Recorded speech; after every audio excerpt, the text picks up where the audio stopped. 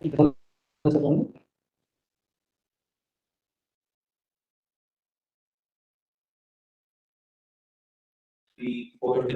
sir. You are audible. Okay, thank you, Ashit. Good morning, all of you. Dear Spoks across India, I hope all the regionals have listened with you. Those who are participating in this hackathon final, please see that all the participants along with their Spoks should join this important boot camp. Boot camp 3 is an NSA 3. And is going to be very important because honorable chairmen are also going to release participation certificates to the participants who have participated in the 3 boot camps. This connection, I request all the Spoks, particularly panelist Spoks, please arrange this live session in your classroom or in your auditorium. Don't share this link to the students directly, because we will face very severe problem in controlling students. So please arrange in your hall, in your seminar hall or your computer lab, and please see that every student should have their own laptop, really charge it, and also having the network. Please see that there should not be any network issue. Today, it is a kind of motivation as well as an orientation of the final hackathon. Yesterday, Honorable Chairman spoke to Honorable HRD Ministers in our Rakesh Garu, and immediately after Pongal, actually they want to vacation, but we requested them that as most of our colleges are in Pongal vacation and faculty not available, we requested to conduct this final hackathon of 20th of January this month. So he agreed in principle, and will shortly will let you know the final date of hackathon. So before that, a very important hackathon, that is final hackathon. Once again, sensitize all of you about all the platforms, including the latest versions of the platform, whether it is IBM Cloud, SKD, or any other cloud. There are today there will be 3 resource persons from Qkrishi and Fuel Labs, Qbright, as well as Cubid Tech. So these resource persons will deal upon different initiatives, different platforms. Before that, I would like to request the regional spots. Please confirm that whether all the final participants, final hackathon participants are present. Sri Padmavati Mahila University spot. Dr. J. Suryakumar Garu, please respond if you are online. JNTU Anantapuram, Professor Shravabindu Madam, please respond. From the Nikala Institute of Engineering and Technology, Dr. Madhukan Ravi Garu, please respond. From Gayatri Vijayapashat College of Engineering, Visakhapatnam, Dr. Anuradha Madam, please respond. SRKR Engineering College, Bhimavaram, Dr. P. Ravikiran Verma Garu, please respond. And apart from these 6 regional centers, I also request the participants from Tamil Nadu, Maharashtra, Rajasthan, Karnataka, Telangana, please do respond whether regional participants or students are there or not. Kindly one by one, anybody can raise hand.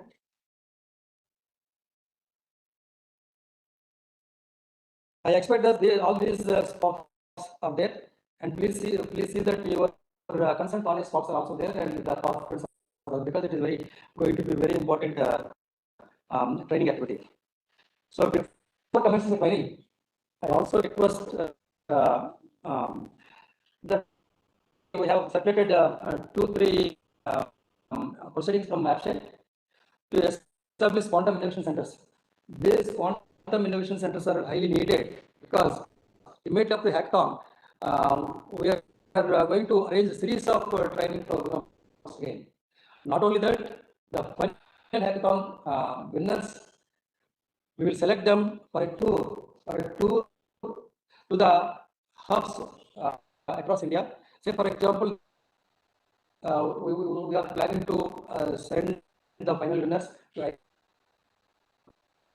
like this. We are also going to arrange a tour program for these winners for the super conducting qubits at different hubs. That is IIC superconducting spin qubits at IIT Roorkee, and similarly electron spin qubit silicon at IIT Delhi, the new atoms and trapped for ion hybrid IISER Pune, and photonic qubits integrated circuits at CEDAC Bangalore, and the photonic qubits multi DFO encoding at IIT Noida. So these are some of the quantum hubs across India organized by the Government of India. So this is one incentive we are going to provide for the finalists, apart from the internships as well as the job offers in Amravati Quantum Valley itself. And there are so many startup companies apart from this. You are lucky as the first batch of people who are training on this quantum platforms. So I appreciate all the folks, all the mentors across the colleges for arranging such a wonderful online program and mentoring you all. Apart from that, around 50 also now training on Wiser. Apart from this, we are shortly going to NPTEL is shortly going to commence another program on basics of fundamentals of quantum technologies, quantum algorithms, and QuickSet from 19th onwards. I request all the sparks to ensure that all of your students must be enrolled in this NPTEL program also. And definitely during this valedictory address, our Honorable Chairman, Professor K. Madhumurthy Garu, actually this is his vision to organize all such things, and he will be joining during the valedictory. And definitely he will announce some of the SOPs for you as incentives regarding internships, the credit transfers, and opportunities, career counseling, etc. There are so many that are in store. So many incentives are in store from on behalf of in collaboration with IBM, in collaboration with NPM, DST, in collaboration with the TCS, in collaboration with the CEDAC, in collaboration with IIT Madras, MNIT Jaipur, and so many other institutes are collaborating with APSHE and to help you all. And definitely, I hope and I wish that you who are excelling in these aspects, who are excelling in these platforms, definitely will get a first kind of job, a very important job at Amaravati Quantum Valley itself. I once again call upon Dr. J. Suryakumar Garu, Govinda Madam, Madhukant Garu, Anuradha Madam, Ravikiran, and other spots across India to ensure that all your participants, all your students are there, and please assemble them before I invite the today's resource persons. So as you all know that we are ready with so many initiatives for the final hackathon. As per our request, you have to prepare and send the papers to be published, and on that day we are keeping the publishing a table copy of all your publications, all your contributions. And apart from that, you have to bring the printed poster and vinyl sheet. That is, we have already shared the measurements. That is, width is 841 mm and height is 1189. So please ensure that every poster should be on equal size, so that we are arranging some boards to be displayed. Where Honorable Minister of Charity and IT as well as Honorable Singh your bosses, and you can state and explain from the not only that, you have to come with a photograph. You are arranging ID cards exclusively for you for the final hackathon. So you please bring your ID card. We have already printed your names for registration, regulation, everything on these cards. I request both spots as well as the students, please bring your snaps and color photographs so that you can simply place that photograph on your ID card to ID card. So it should be, hackathon should be definitely an outcome-based one. So we are expecting there may be at least 10 to 15 jury members, the experts in the quantum computing, quantum technologies, quantum algorithms. ask for your problem statements, your presentation. You have already shared the template. So based on the template, you have to prepare this presentation. So it is like this: the abstract, introduction, problem statement, literature review, methodology, and approach. Prototype develop. If you have developed any prototype, you have to show the prototype development, implementation, finally the results and outcomes. What is the innovation and novelty, and any use case and use case applications are there, and any limitations and future work you have to display, and finally the conclusion, acknowledgements, and references. This is a template we have already shared for your presentation. Apart from this, you have to bring your poster. So there are two kinds of presentation. One is poster display, another on your laptop, including the any kind of online platform, whether it is a AQVH Cloud or Biscuit or Cubid, etc. So anyway, today's resource person will deal on this. So we are expecting definitely wonderful use case applications and also prototypes. It is responsible to the SPOC of the concerned college to bring your students and keep them in a very discipline. We are also providing you entire set of costumes, that is a t-shirt, cap, and bag, where you can keep your material, you can display it, and it is going to be a wonderful outcome-based live hackathon where the experts across India, across organizations like IBM, hubs, quantum hubs will be joining, and in the presence of Honorable CM and in the presence of Honorable HR Minister, in the presence of Honorable Chairman, and the galaxy of experts, you will be displaying your intellect and your softwares, your prototypes, your use cases. So with this briefing, I hope you all understand the seriousness and the very important innovative approach of this hackathon. And now, if any issues are there, you please let me know. Can you also WhatsApp me?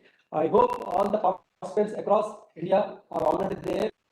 The students are there, and now you are ready with your laptops. And now I may request the today's resource persons. Yeah.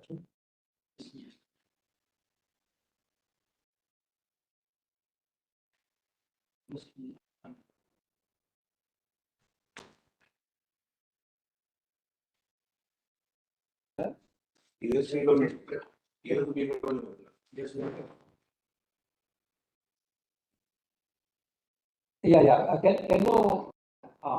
We will make you the presenter. You can join in the presenters. Yeah. You will. Short కూడా చేయండి. Short కావాలి YouTube లో chat live లో ఉంది ఇక్కడ కావాలి. ఇక్కడ పిల్లల వల్ల పెట్టేస్తుంది అందరికి మిట్ చేసి ఆయన okay I will provide. Now you are close, you can access your chart. Hello, am I audible?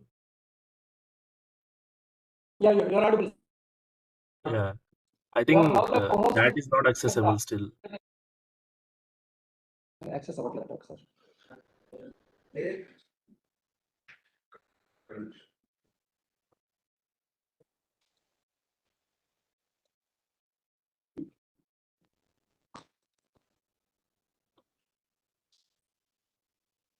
ఇప్పుడు మాట్లాడేది Actually, can you make it like available for all students so they can also, if they have some question, they can type in, or I'll ask them something. Actually, they can- okay, we can make it, but I think we cannot manage. Okay, okay. I request all that only once the resource person announces, they have to take the shot and they have to post them. Otherwise, we cannot manage them. I request humbly. Okay. It's my humble request to all the spot.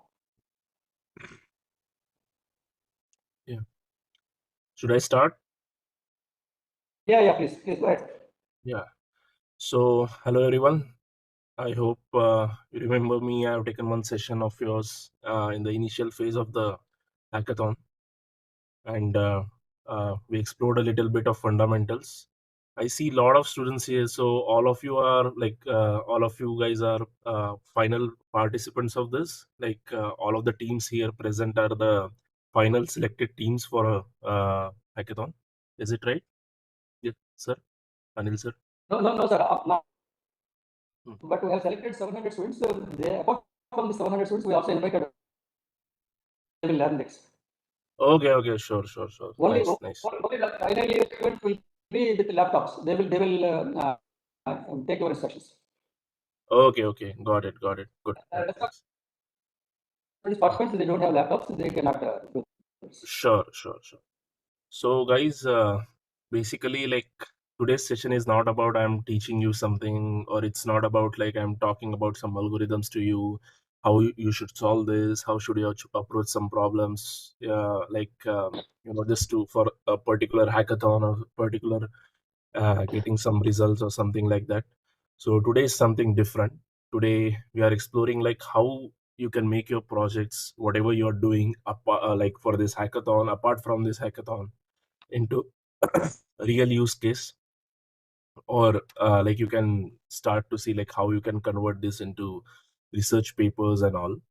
So I'll just share my ppt just a second. We'll have some references.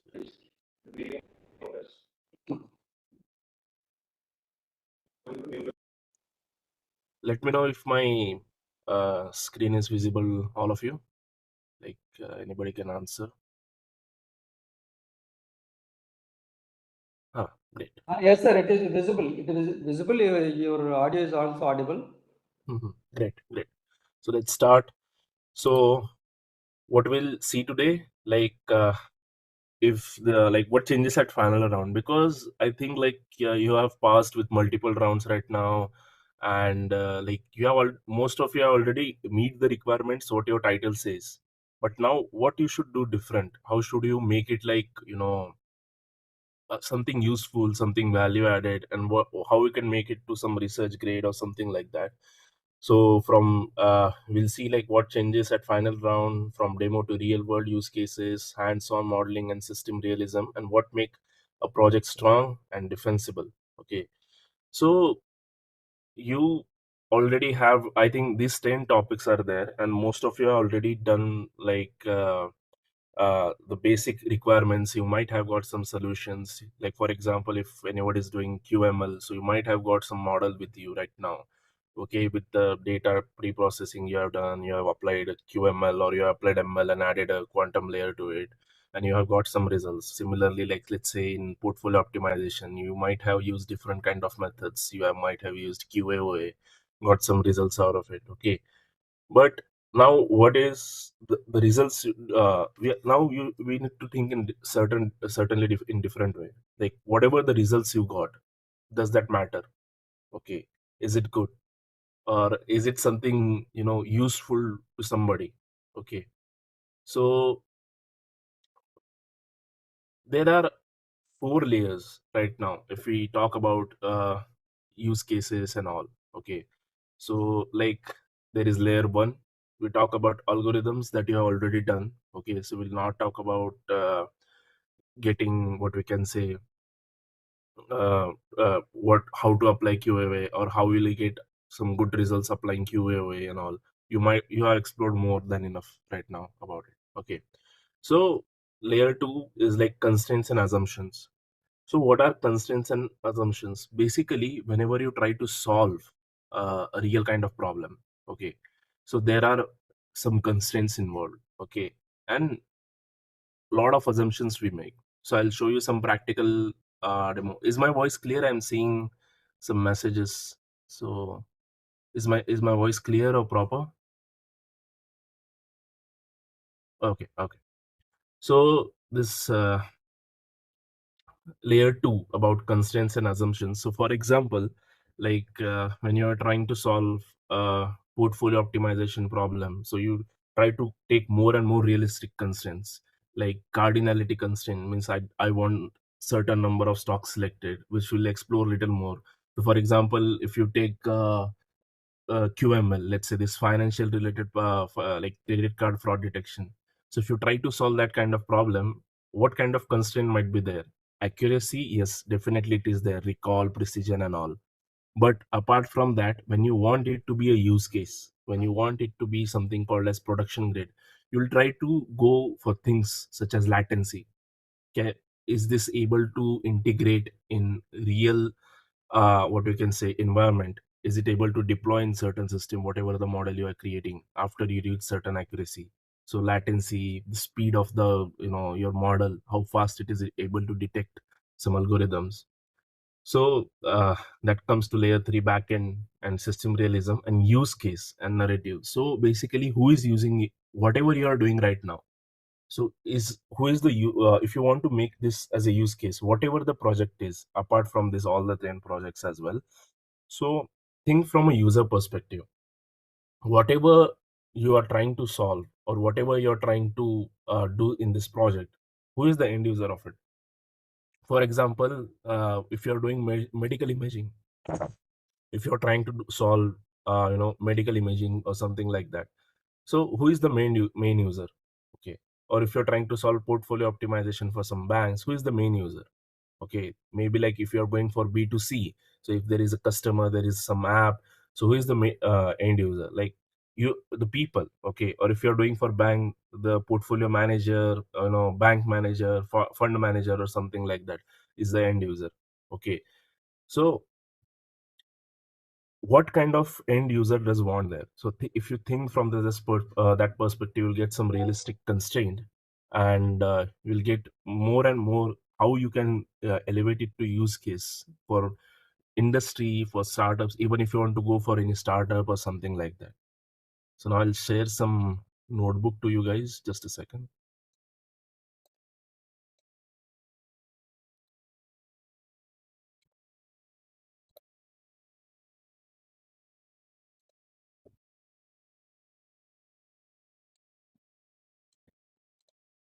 Yeah, yeah. So a lot of you guys must be aware about the portfolio optimization, right? And most of you might have solved it as well. So I'll take this example to explain what are the different type of constraint. We'll go minimalistic only. I'll not go in certain high level about that. Okay. So basically, when you're trying to solve such kind of problems, so right now here we'll fix the objective, maximize the returns. Okay. We'll have a data set. Okay, I'll try to fetch a data set from a thing called as Y Finance. Okay, so what is Y Finance? It is a tool like Yahoo Finance and all, which has all finance related data, and we can download some closing prices. Okay, like the day closing prices from all the year. It stores all the historical data. Okay. So, and we'll try to solve this. I'll try to build this as a cubo. Okay, and I'll try to solve this using simulated annealing. So why simulated annealing? Because this format works everywhere. Okay, this is, you can solve the same thing using, classical solver. You can solve the same using quantum annealers. You might have come across D waves and all.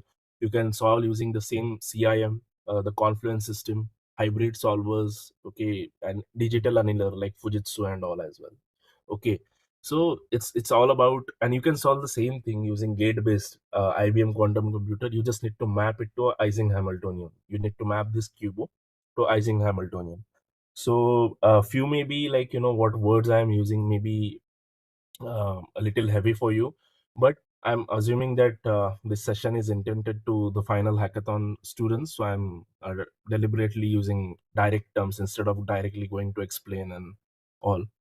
So basically, if you see here what I have done in this portfolio optimization, and why I choose this topic, because I think a lot of students or a lot of people attending here are doing investing in their phone, so they can relate it more, right? So basically, like, this is these are some libraries that I've imported. Okay. Then I explained you what is Y Finance. So now what I do, I from Y Finance I take some stock pool. So Apple, this is a tech sector. So what is this? This is a stock, and this is a tech sector. Okay. So like stock and its sector. So MSFT, again, tech, Microsoft, tech sector, Google Tech, JP Morgan, like finance, GS, finance, J&J Healthcare, PFE Healthcare, XOM Energy, and CVX Energy. So basically, now I have a pool of certain stocks. I have a set of certain stocks which are from different sectors. Okay, which are like I think 8, 1, 2, 3, 4, 5, 6, 7, 8, 9. Okay, 9 stocks with different sectors, right?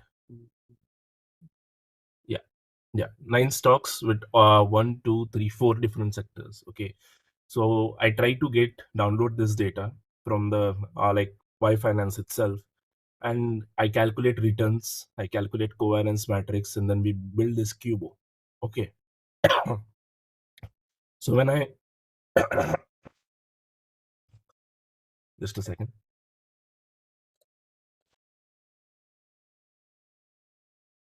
Yeah, sorry. So when I try to build this cubo, the first I calculate some returns, covariance matrix, and I build this cubo.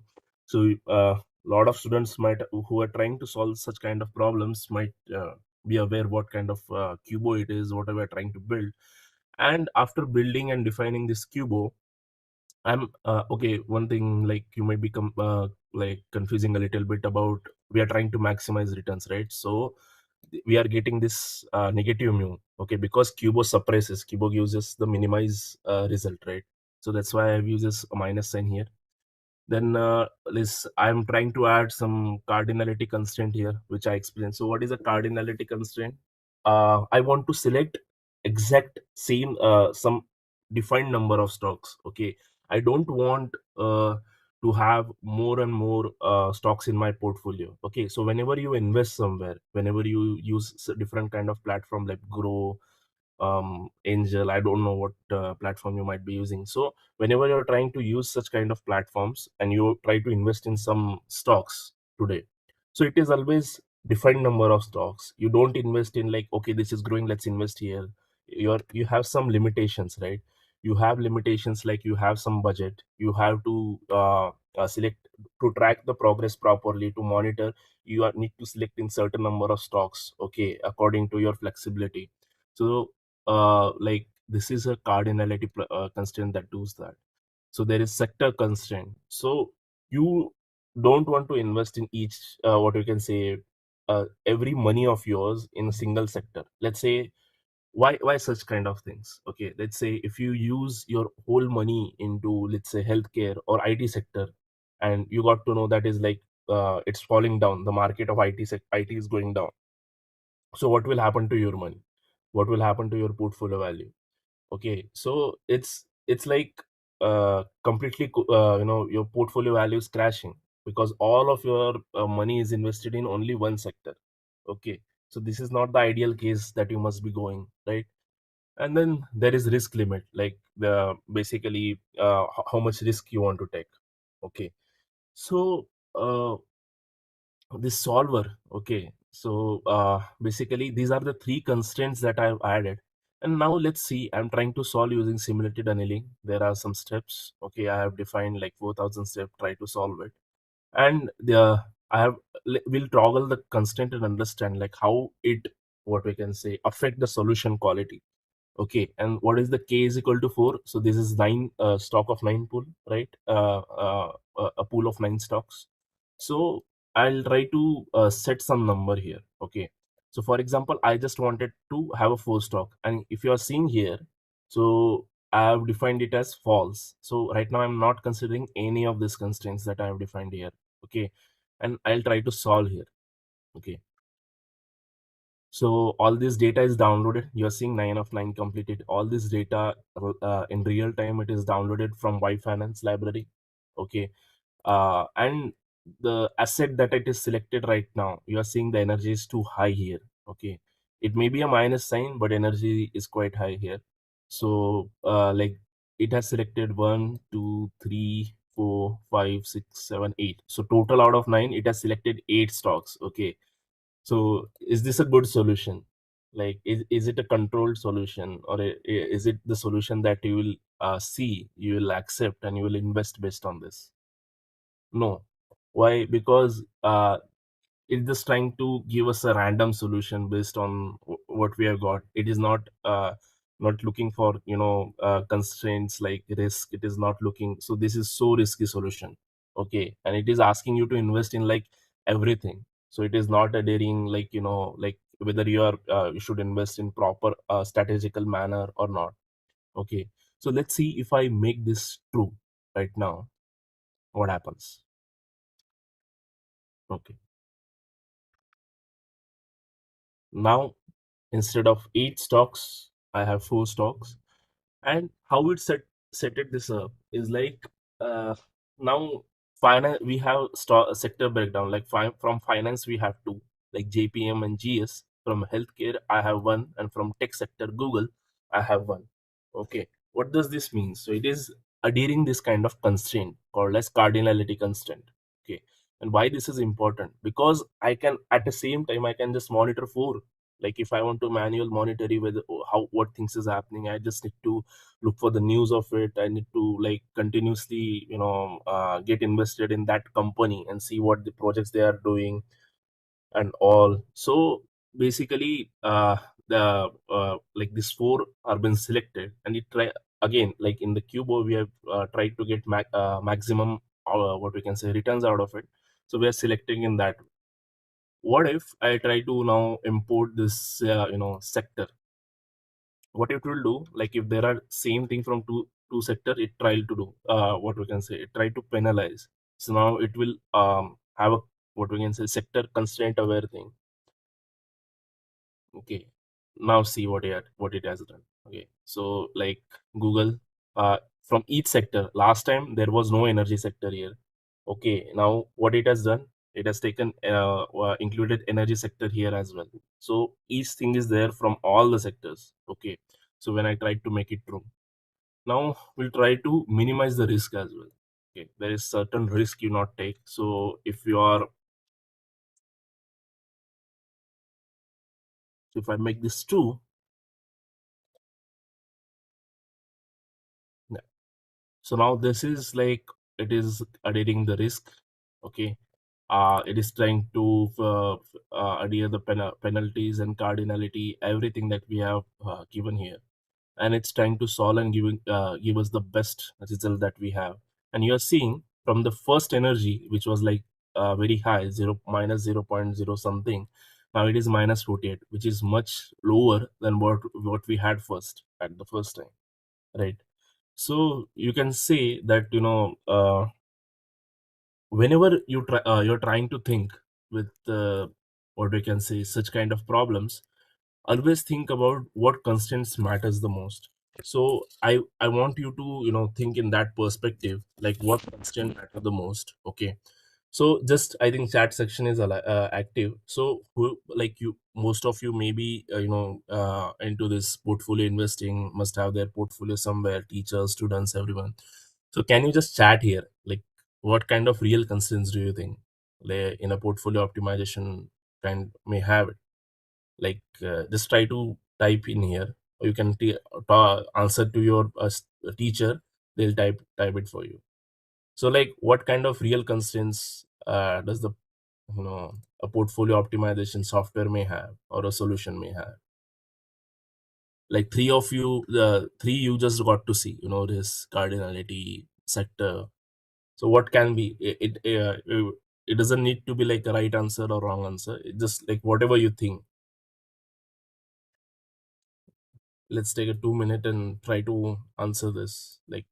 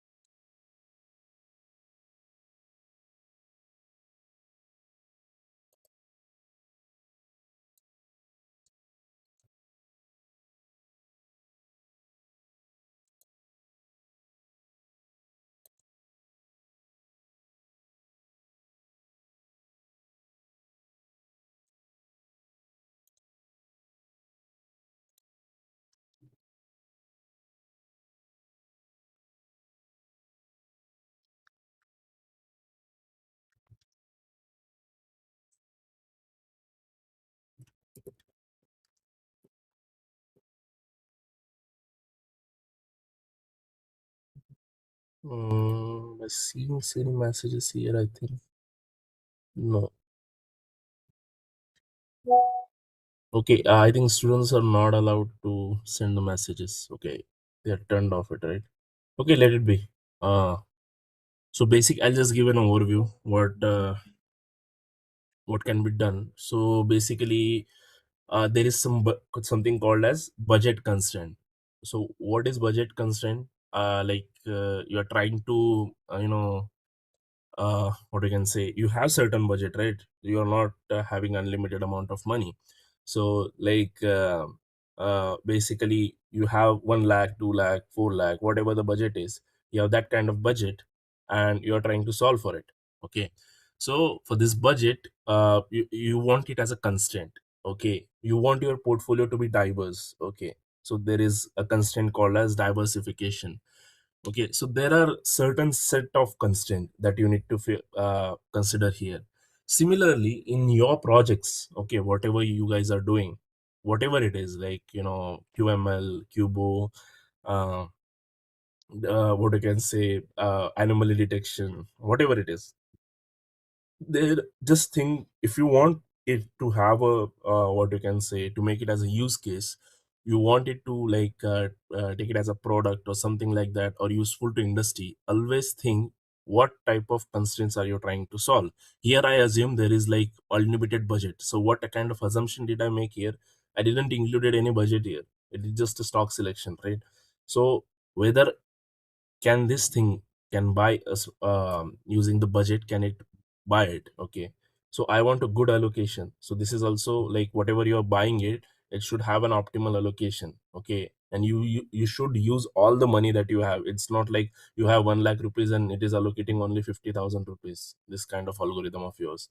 So these all constraints should be understand if you want to make it as a use case, in the industry ready use case. So the best way is to like list it down. We'll like discuss it again. I'll go back, jump back to the PPT, or I'll jump back to another module.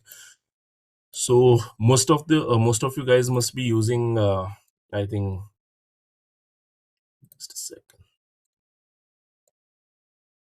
So yeah,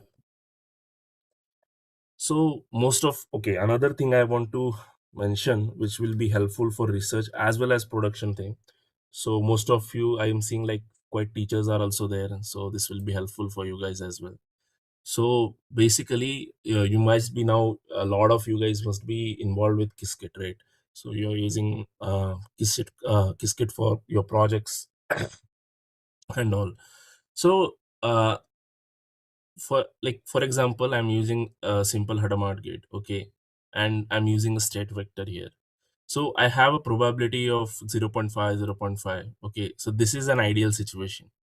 Similarly, if this is a state vector, it gives us an exact value. Okay, but same thing, okay, I'm using same thing, but I'm now using a sampling short based simulator. Okay, so instead of getting an exact state vector mathematical value, I'm trying to do is in a short based. Okay, I try to run it 1024 times and I get some counts. Okay, and by that counts I get a probability.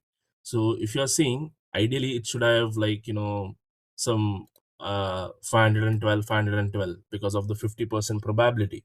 But you are seeing like these shots. Okay, so the zeros are 505 and one is like 519. So here you can see, like when you're trying to base something called as sampling, because in IBM quantum setup or any neutral atom or anything other you are trying to go, so this is something that you use generally, okay, for any solution. So you get the highest probability of a solution. Okay, so this is a distribution here. So this is close to 50-50, but not exactly 50-50, which is supposed mathematically and theoretically, which is supposed to be. So this is one how you get a little deviated from the exact solutions here. But now what I do, this is again ideal. Okay, we are doing this as a sampling base, we are measuring like a lot of times, but again this is ideal. Okay, so pay attention here, like what in the actual hardware right now currently all over the globe, it is dominated by noise. You must be hearing, like you have listened to talk of Venkat sir.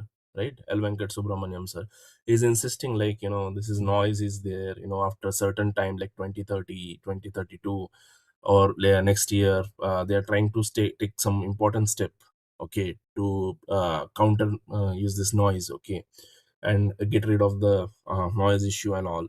So today's hardware is like noisy hardware, okay. So whatever you try to do, uh, it is dominated by noise. Whatever your jobs you submit there, you try to run, okay, unless you try to do error mitigation, again error separations and all. Also, even using such kind of techniques, you're not getting. So we'll just see an example here. So what I here I'm trying to formulate a Bell state, okay, a simple circuit. Everyone who has done the fundamentals knows what is a Bell state is. So like, I try to add a depolarizing error here, okay, and ideally what should have been happen, okay, it is a maximally entangled state, okay. So what should have been there, like 1 1 and 0 0, okay. But when I add this noise, okay, just see this graph, what is happening. It's not, exactly destroying some structure, it's breaking some algorithm or something. But now, because of noise, I'm more less reliable to this solution, okay. Because in ideal state right now, in what I'm running, it gives me like, okay, these are the only like solutions that I must look for, 0 0 and 1 1. Theoretically it is a maximally entangled state, so this is the right answer, the blue bar you are seeing. But noise also gave us 22 counts and 27 counts, like 22 counts of 0 1 and 1 0, like 27 counts. So it means that noise is making me less reliable for this kind of solutions, okay. And here comes the part that is called as, error mitigation, like a lot of good area of research, like research area of interest of a lot of people. Like, so today's hardware is noisy, how you can make, like, suppress this, how you can correct this, okay, how you can make that whenever you are running the algorithm on hardware, these two bars, in other words, these two small bars, I don't want it here, okay. When the noise is there, I don't want these two bars here, I want it like in the 1 1 and 0 zeros, okay. So this is something you will relate to, use case as well and research as well, because a lot of research is going on similarly in India. Like, a lot of people are there. For example, Prabha Mandem is doing a research in, I think, error correction and all.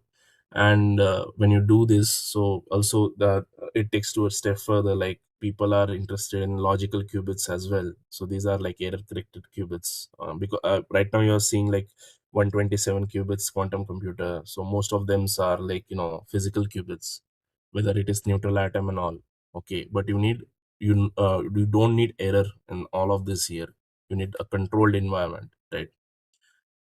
So stop sharing just a second, I think.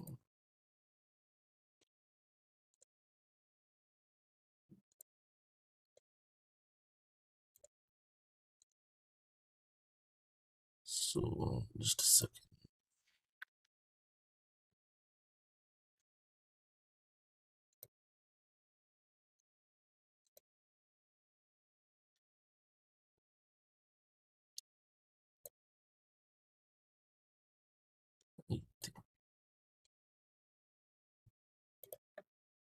I think my screen again stopped, right? Just a second, I'll share again.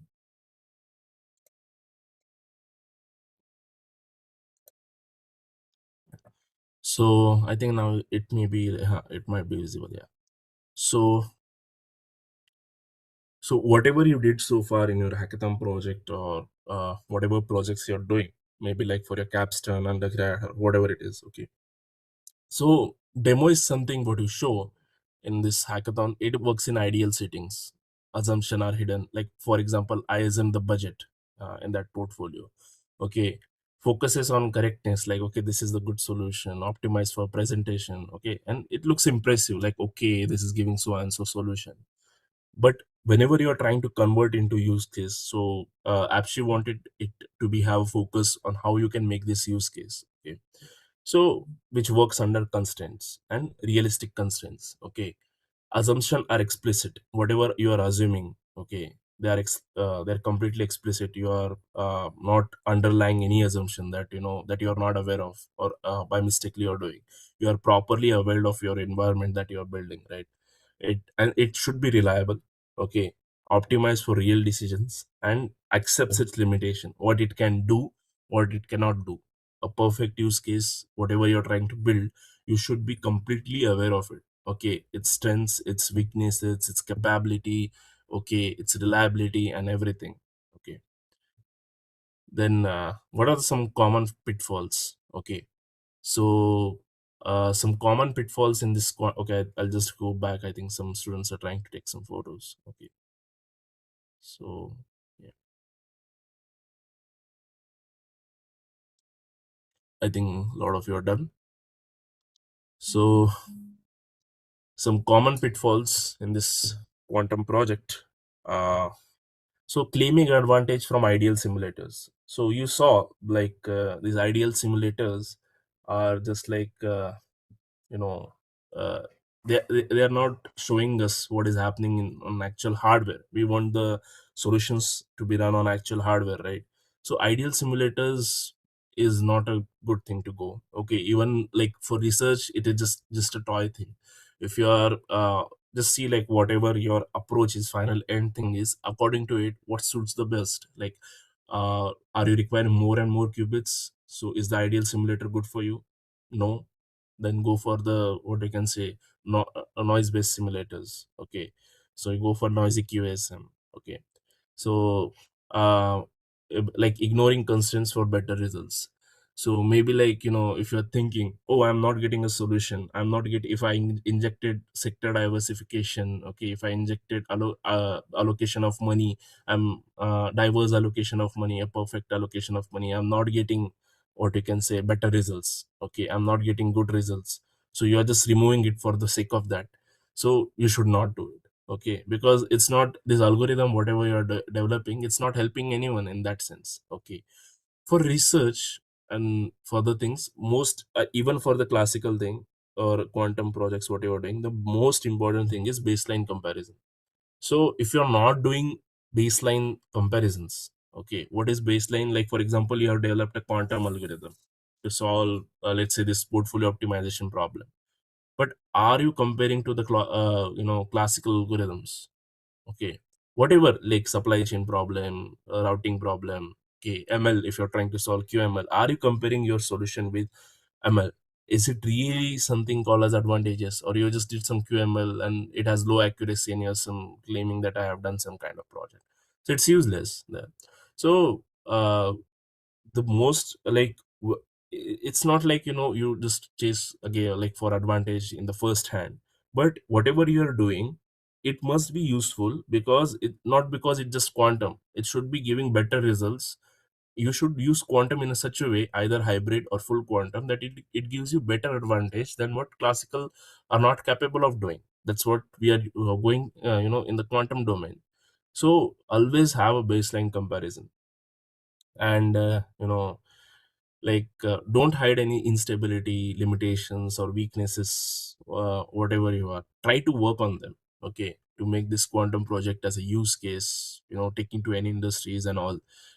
Whatever you do, like even if you want to get, let's say if you want to get placed in good companies and all, so this is something like ideal for any kind of projects. If you want to take it a step further, you'll publish on your githubs, you'll get recognized by there.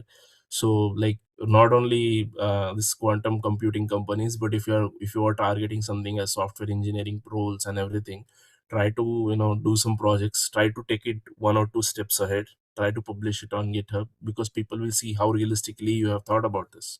Okay, people will you can when you are going for interviews, you can claim this, see, I have done this. Okay, if they are relevant, let's say like JP Morgan doing finance projects, okay, you have done some financial project, it is more relevant to them, like what you are doing. So they are getting impressed by you. Okay, by your by your resume, your thought in that sense. Okay, so try to always don't stop, don't do lot of projects, do some selected projects, but take it a level further. Okay, take it a step further than the some common threshold.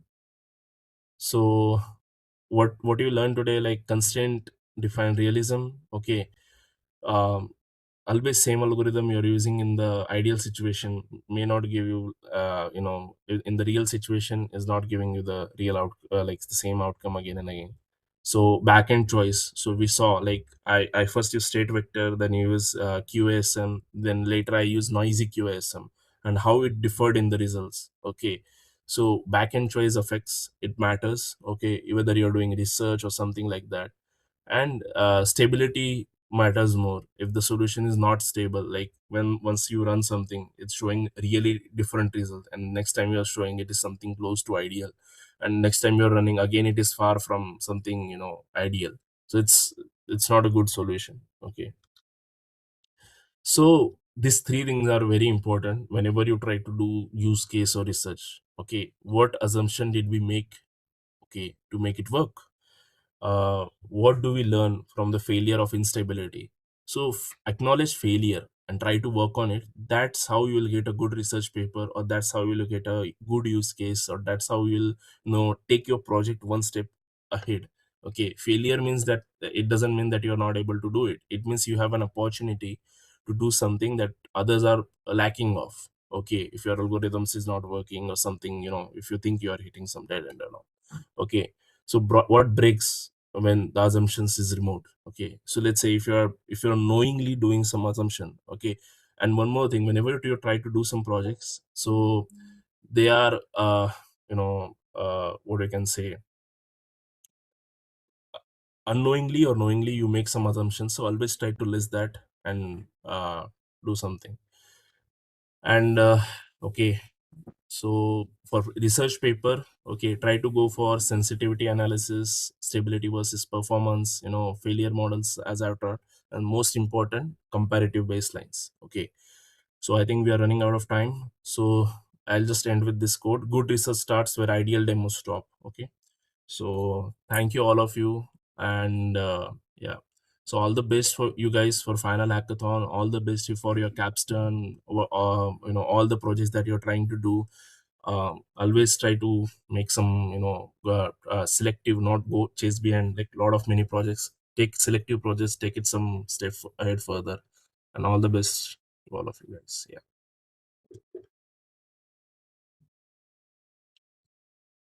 thank you.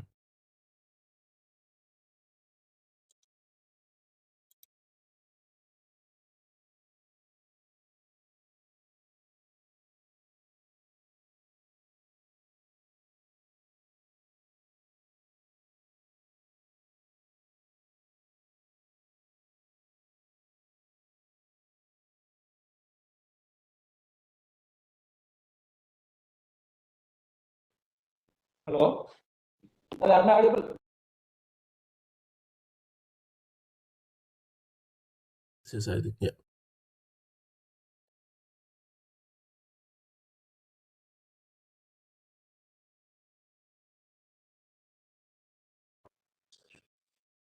Ah, sir, thank you very much. I'm audible, sir. Rishi? Yeah, you are audible, sir. Yeah. Thank you very much for your wonderful presentation. But Uh, sir, your voice is with, cracking up. Your maybe some issue with your network. Your voice is little like robotic. okay, maybe some issue with network. Okay, still, dear students, you may have learned so many online platform things, particularly the session on Jupyter exclusively. Please try to train yourself because it is also available free and different platforms. Even the quantum one GitHub repository and quantum links, SKT documentation, etc. The discrete machine learning version 0.2, 0.0 to 0.90. Thank you very much for your contribution, Rashiji. Really, it will be helpful for all our students. Once again, for sparing your time, on behalf of Akshay, I thank you profusely. Thank you so Now I much. will Thank request, you, Anand. thank you, sir. Now I request Prithvi from Cubid, as well as Harshit from Cubid. I request I invite you all for the next session. Dear students, one caution from our side, please don't post your nasty messages because there are so many lot of serious students are there. This is a kind of very serious, innovative next gen technology. There are students, very serious students, they want things. But some of the students who are posting nuisance messages. So if you don't like this, please exit yourself, otherwise we will exit you. But don't disturb the seriously involved students, as well as so many faculty are there, so many young entrepreneurs are there. You can get an inspiration from them. All these three people are young entrepreneurs. So instead of getting inspiration, we are arranging, taking a lot of pain. You are arranging this for upliftment of our students across the state, across India. So we want to make you the innovators for the Amravati Quantum Valley, which is coming up very shortly. So be serious, please involve. If you don't connect with these technologies, please you are free to exit yourself. Otherwise, we will like to exit you also. I request all the spots, all the mentors, please take control of your students. Please involve, be serious, because immediately after this session, our honorable chairperson would like to would like to address the audience. Not only that, so many important persons like from NPM, J.P. Reddy garu, from NDM, Subramani garu, and from TCS, Sridhar garu, and also some other sponsors are also there today. Those who are sponsoring the prize money, like Q Labs, Sanjay Garu and Gopika Madam will all join today to address you all and wish you all the best wishes. With this brief introduction, Prithvi is now helping us a lot in enabling the. Actually, these platforms are these are paid platforms, but from Cubid, they are offering this free of cost you for the demo purpose. And I invite her. Please, the floor is now open, sir. Please, you can take your stage.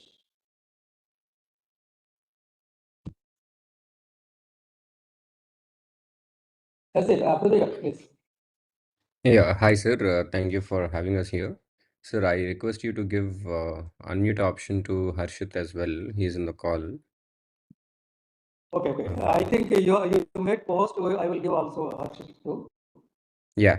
So Yes, hi sir. everyone. So thank you all for spending your time here. So basically, I'll just keep it very short. I'll hand over to the presentation by Harshit very quickly. So what we are essentially doing is in your initial rounds till semifinals. What is his name? Harshit Gupta is not there. Just one second, sir. Sir, please check again. 1 second. It is HARSHIT, sir. Harshit, I'll also just check. Okay. It is there. First. Okay. We will make post. Thank you, sir. So students in the hackathon who have participated and who have made it to the finals, congratulations. And for all the other students who have participated, I hope it was a learning experience for all of you. Basically, till now, you haven't gotten any exposure to actual quantum computers or quantum simulators or the quantum algorithms that we actually, because of the lack of hardware in India. So in the finals, for you to get actual exposure to the quantum platforms, we have partnered with Cubid. So they have a very wonderful platform, and I think there are more than 20 odd thousand students use their platform for running their quantum algorithms. So Harshit will briefly walk you through this the platform, how you can use it. It is quite similar. You can use the same Jupyter interface to run your algorithms, and also they have access to almost all the physical quantum computers in the world. So they have consolidated. I think they have partnered with almost everybody. I think recently they have partnered with IBM as well. So in the finals, you will be given access to this particular platform where you can actually run it on the simulators or the computers if possible on the availability. Okay, and now I request. So in the finals, it will be a full day. Mr. Harshit will also be there. He will also guide you, and please utilize this session to understand, especially the finalists, as to how you can use this platform and how you can, especially the interface. Everything else is quite, I think, easy to comprehend, self-explanatory. But the platform and how you can run the, you know, the queue. There is a queuing system if there is a huge demand. So Harshit will walk you through it. Over to you, Harshit. We thank you for that introduction, and I basically would like to thank Cubitic and the government for starting out this initiative, and I'm very excited to be here. I just want to confirm before I get started, my audio, video, and presentation are all like coming through, right? Yeah, it's all good. Okay, okay, perfect. Hi everyone. So again, my name is Harshit. I'll keep my introduction short. I am an engineer here at Cubid, and today I'm going to be walking through what exactly is Cubid, how you could use our platform, and also giving a small demo about our Jupyter Notebook interface, which you could use to access real hardware in the cloud. So without further ado, let's get started. The agenda for today is not very long. We're just going to be talking about what exactly is Cubrid, how you can use Cubrid Lab for your experiments and for your projects, and also a brief introduction of the learning platform that we have at Cubrid, which is called Cubook, right? So what exactly is Cubid? So Cubid is a one-stop platform for quantum computing, which provides seamless access to CPUs, GPUs, and quantum processing units, or QPUs, directly in the cloud. You can run your circuits or programs without the hassle of installing any kind of environment, maintaining it, or maintaining the access to different quantum computing providers like IBM, Google, or Rigetti and IQM and so on. That is like a one sentence explanation of what Qubit is. We have access to somewhere around 26 plus quantum devices, which include simulators as well. We have features wherein you could onboard your own organization or your research institution and then distribute quantum credits to different users. Not only that, you could also teach and deploy courses with our custom QBook builder and also gather data on hardware, right? How it is being used across your institution. We provide access to different CPUs, GPUs, and QPUs, as I talked earlier. And then we also have a provision for providing credits to users for running your quantum jobs on actual hardware, right? And this will all make a lot of sense when I go into the demo and what Qubit actually looks like. These are just some statistics about Qubit. Currently, we have 24,000 plus users on our platform. We have 30 plus quantum software environments, which include environments related to Qiskit or QML, PennyLane, and so on and so forth. Similarly, we have access to now, I think it would be somewhere around 25 plus quantum devices, and you could all use them in the cloud.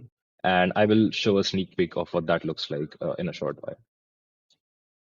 But before diving into the whole demo, let's try to understand what the quantum computing workflow is like, right? And what are we trying to simplify and what value are we trying to provide the user, which is you, right? So whenever you are trying to run any quantum platform, you could either choose to do that in your local system, but we have provided Qubit Lab for you, which is a cloud-based environment in which you could code, right? Here you use the Qubit SDK, which basically takes your program and makes it physically runnable on any quantum device.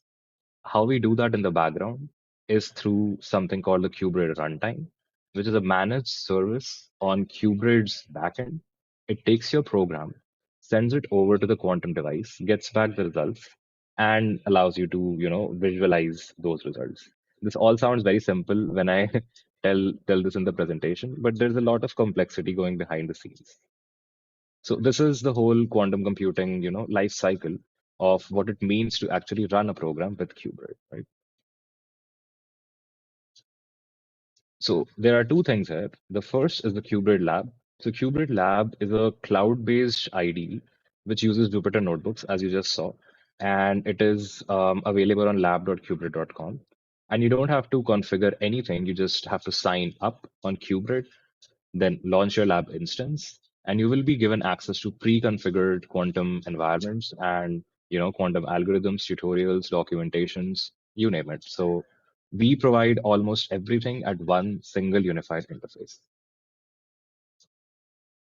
Besides that, we have Cubrid SDK. So Cubrid Lab is the infrastructure or the platform, and Cubrid SDK is how you talk to that platform. Okay. So as I think the last presenter was talking about Qiskit, right? We not only have support for coding in Qiskit, but also other quantum computing packages such as Cirq, PyQuil, QIR, or Amazon's Bucket, and more than that, right? So what you could do is you could code once in whatever quantum software you like, and then submit to any device which is supported by Cubrid through a single unified API key, right? This basically helps you not worry about tough interconversions between different quantum software packages, and you could just think about what you actually want to do, or what kind of a problem you want to solve, and how that is going to be run on a quantum device is taken care of by us. All right. So these are the two main components. And now let's go to our demo. So once you land on the Cubrid's website, it's a pretty simple website. You just need to log in or sign up. Since I'm already signed up, I will just click on login. Logging in will take me to an account, right? So this is a lot of information to take in. So let's go step by step. On the first left side, you see some management capabilities on Cubrid. So for example, you have different tiers which you can get when you log into Cubrid, such as the free tier or the standard tier, and different tiers have different services, right? There's an authentication mechanism which is called the API key. You can use that to connect to our devices, right? Then there's also another thing called the quantum credits, which you can use to submit quantum jobs on real or simulated devices over Qubit, right? The second thing is the launch lab panel you see here, right? So when you click on it and you click on next, this will be taking you to kind of like a slider where you can pick and choose from different instances which you want to run. So for the purposes of this demo, I am currently running a standard lab which has like 4 CPUs running and 8 GB of RAM. You will be given access to these standard tiered environments for the finalists who are making through. And you will also be given some quantum credits to run your jobs, right? On the right, you see some statistics about what is available and what is not. So for example, you have quantum devices, 16 are online, 10 are offline right now because they might be under maintenance or they have been retired, right? Then there are some quantum jobs which I submitted. So some have returned their state, some are in the pending state. This is about the disk usage, how much disk capacity I have in my instance, and how much am I using right now, and like how many credits I have, right? Now, two important features at this particular level is devices and quantum jobs. So I was talking about the access to different devices, right? So once you click on quantum devices, you will be redirected to this tab. And this has details about different devices available via Qubit. Let's talk about a very simple example. Let's take the example of the Amazon State Vector Simulator, right? So whenever you click on any particular device, you will be seeing some details about that device. So for example, right now you see what kind of paradigm does this device have, whether it's a gate-based device or it is a analog Hamiltonian simulation-based device or something like that. And then how many number of jobs are pending, what kind of access does it accept? So does it accept Qiskit, Bucket, or quantum assembly, or so on? And what is the price of the device? So for example, SV1 is priced at 7.5 credits per minute. And then how many qubits does it support? So I would say that pricing and qubits are one of the two most important properties whenever you're trying to execute any job, because qubits will denote what kind of a problem and how large of a problem size can you solve with this device. And pricing basically helps you estimate what will be the cost of your quantum probe, right? This is about a simulator, but you can also access, let's say, a real device such as, um, let's say, IQM Garnet. So this is an actual QPU, which is containing 20 qubits, and this is the pricing per task and per shot. So as and when you start thinking about accessing real devices, you need to also think about what is going to be the price of your device, sorry, of your job, right? So this is about the device access, and let's move on to quantum jobs. So quantum jobs is basically any quantum program which you submit on your device, right? So I just submitted like a couple of jobs an hour ago or so, and then let's go over them. So these are all the jobs which I have submitted over the course of my journey here at Cubid. But clicking any one job gives you a lot more granular detail about what was the device on which this job was executed, when did it execute, did it complete correctly or not, what were the number of shots which I used in this job, what was the cost of the job, and how many qubits did I use on this job, right? So these are basically some helpful details to allow you to gauge what did your program actually, return, or what kind of a system did you execute your program on, right? So these are two basic things which you need to be aware of before you start using Qubit, the devices and the quantum jobs. I will pause for questions here if we have some, and then I will move on to the next segment, which is our Qubit lab.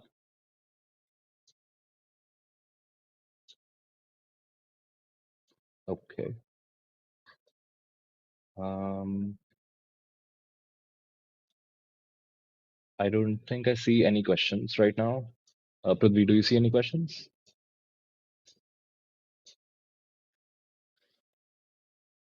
The Cubid lab part, probably. Yeah.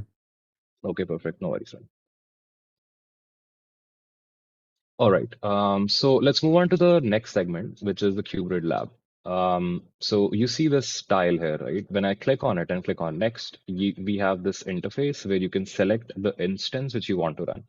So I have already pre-selected an instance, which is called the standard instance, and ran it. And once I launch lab, it will take me here. So this is the Cubid lab interface. This is a very familiar interface which you just saw in the previous demo. But the major difference is that this is now hosted on cloud, and it is also tuned for quantum. So this is your file system, which is coming here, right? And this is the code editor, which is the Jupyter Notebook. But not only that, you also have the extensions, which you saw on the main tab. That is the quantum jobs. All your quantum jobs are here in this consolidated environment. You can see this, right? Besides that, you also have quantum devices. So you can directly see which devices are available right here in your Jupyter lab. And this is essentially just validating the fact that this is built for quantum, right? Other than that, we also have an environment manager. So for those of you who are familiar with Python environments, right, it is kind of like a very big hassle whenever you're trying to build different number of environments, or whenever you're trying to code and you have some environments kept in some particular folder. So we did not want our users to do that, right? So what we did is create an environment manager which persists your Python environment across your sessions, right? So for example, right now I'm using the Cubid environment, okay?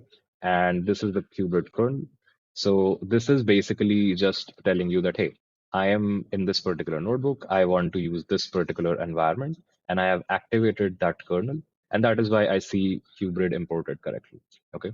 So this is, again, an overview of this lab platform. And for the demo purposes, I will basically just execute like simple jobs containing bell states, and then tell you how you could interface with real devices which are available through Cubid. So let's use the Cubid SDK. So I import it here, right? And there are a couple of things which you need to be aware of. So there are two concepts called the Cubid provider and the Cubid device. Okay. So Cubid provider is the abstraction which we use to associate all devices together which are available on the Cubid platform, right?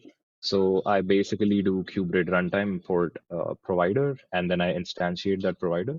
And when I call provider.get devices, it will get me a list of devices which are available through Cubid and accessible to you, right? Now I will choose the state vector simulator, the AWS SE1 simulator. I will see, okay, what's the target specification for this device, meaning that what kind of a circuit can be run on this device, right? For this demo, I will basically build the simple Bell state circuit, which is a 2-qubit maximally entangled circuit, and then I will submit this circuit over to the AWS simulator. Now, a thing to note here is that AWS simulator expects the circuit to be in Bracket, but what we're going to be doing is we will be coding in Circ or in Qiskit and still submitting to the AWS device. So why is that important? Because you will not have to worry about whether you are coding in Qiskit, whether you're coding in PennyLane, or any other quantum software package. We will take care of that conversion inside our Cubid SDK backend and allow you to submit those jobs, right? So building upon from that, so I'm now coding in Circ, which is the Google's package, building that circuit and running it on the AWS simulator, right? And similarly, I will also build the circuit in Qiskit and execute it on the AWS SV1 simulator. So you will see that the jobs are queued here, which are just coming through the Qubit provider. You can also see the quantum assembly equivalent of the job, and you see that the counts are also present. So that means that the job has executed correctly. Similarly, for the second one, it'll take a little while to execute, but it's fine. Now, note that straight vector simulator is not an ideal simulator. It's a noisy simulator, and you don't get ideal results, as was highlighted by our previous presenter as well.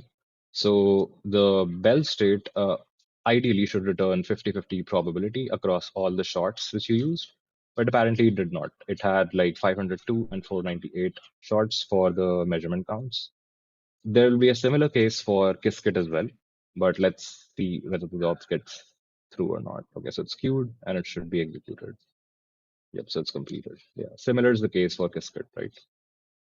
The thing which I want to again highlight is that we did not code in Bracket, neither we coded in Chasm, which is accepted by the device. We coded in Qiskit or Circ and then enabled those programs to be submitted on a Bracket device or an AWS device, which does not directly accept those formats. So this is kind of like the beauty of Cubid SDK. Now, we will also be running on actual devices, which is called the Rigetti Anka 3 device. And yep. Question. Sure. Yeah. I just saw a question. Oh, somebody messaged me. Okay. So basically, we saw some instances fail, right? So they want Yeah. to know what is the reason behind it. Yeah, definitely. That's a very good question. So there are multiple reasons for the failure of a job. So for example, there are some instances when, let's say, this particular failed job, right? There are instances when the device is under maintenance, right? And whenever you're submitting a job to a device which is under maintenance, that will result in a failure, right? Because the device will not accept jobs. That is one of the reasons. Another reason could be the fact that, hey, you submitted a particular job which did not have the correct format which the device expects, even though it goes through the Cubid SDK, but it has some gates which Cubid SDK could not handle. And that was the reason of the failure of the job. So you need to convert those gates to the native set of the Rigetti device, right? And there may be multiple reasons of the job failure, but those are like some of the most common reasons which I've seen at least, right? I hope that answers your question. Deepu, if you have any follow-up questions, you can surely text. Yep. Okay. Next, I will execute this metadata. So what I'm doing is basically getting the device ID of Rigetti device, right? And then getting the metadata of the device.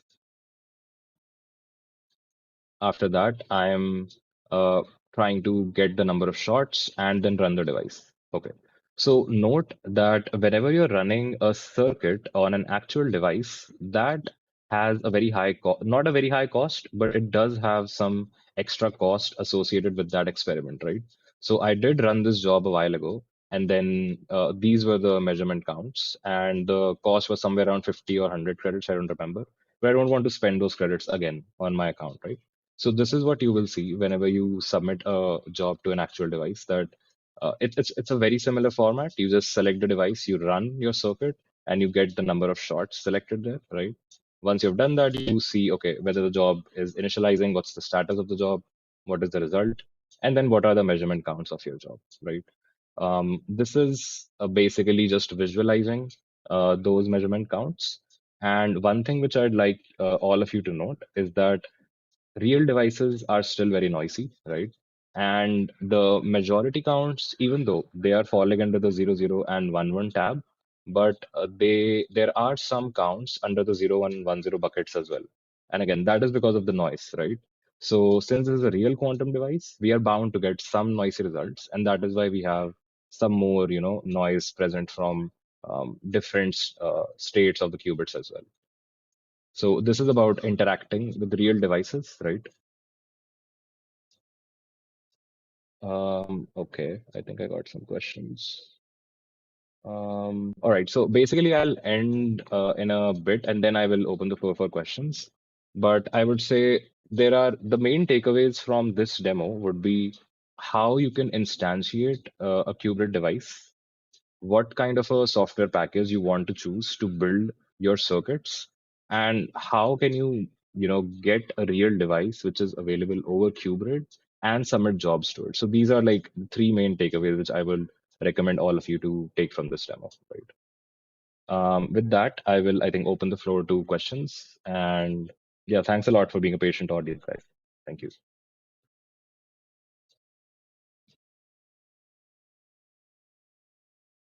Okay.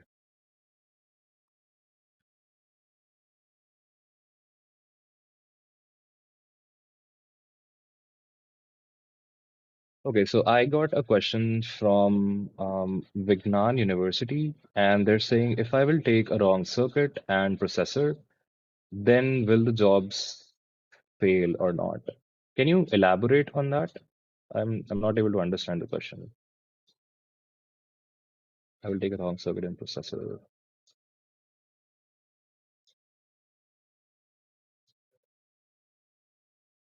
Other than that,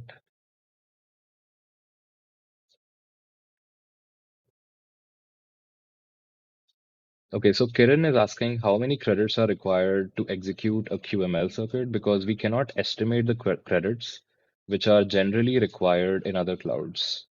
And our systems on simulator take 7+ hours to train around 1000 data points. That's a great question. Um, the thing which I will first ask is that what is the qubit count of the circuit which you're trying to train? That's the first thing, right? The second thing is what is the iterations or what are the number of iterations you're calling for that training, for the training of the ansats in that QML circuit, right? So depending on those iterations, I think you can then estimate 10 qubits and 50 epochs. Okay. Um, I would recommend, given in each particular epoch, you are, let's say, executing for 1000 shots, right? So depending on that, you will be able to, estimate how many jobs you're running and also what is the number of shots that you're running for, right? So using that, you can estimate your credits. All right. Some other questions. So we have Tejas from QSec. Can we use platform? Yeah, go on, Prithvi. Yeah, so in the final hackathon, I think you'll get close to 1500 credits for each team. So I think, Harshit, I think that is good enough to do uh, the iterations that you're planning to do on your particular project. So 1500, yeah, I think 1500, we can get started with 1500, but depending on the yeah, use case, we can, choose to provide more if required. Yeah, 1500 yeah, should be very good to get started, at least. Yeah, and then we have some, another question from Tejas. but I'm unable to find out who they are. Oh, okay. Guys, if you could like direct message us, that would be great.